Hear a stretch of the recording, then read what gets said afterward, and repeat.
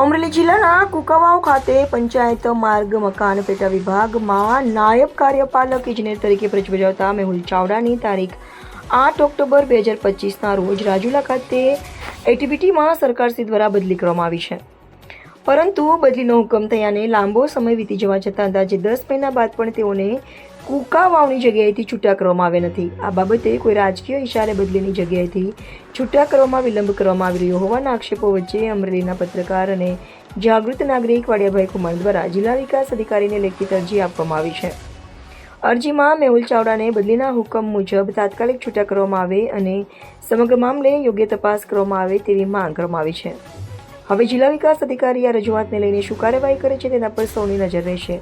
Reporter પ્રકાશ વઘાસિયા, કુંકાવાવ.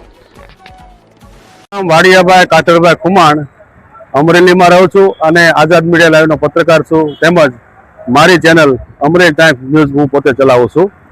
આજ રોજ તારીખ 10/8/2026ના રોજ મેં જિલ્લા વિકાસ અધિકારીને એક અરજી આપી છે, જેમાં મેં રજૂઆત કરેલી છે કે મેહુલભાઈ એમ ચાવડા, નાયબ કાર્યપાલક ઇજનેર વર્ગ 2, જેઓ હાલ કુંકાવાવ નાયબ કાર્યપાલક તરીકે ફરજ બજાવે છે, એમની બદલી આજથી 10 મહિના પહેલા થઈ ગઈ છે રાજુલા એટીવીટીમાં, છતાં એમને આજ દિન સુધી છૂટા કરવામાં આવેલા નથી.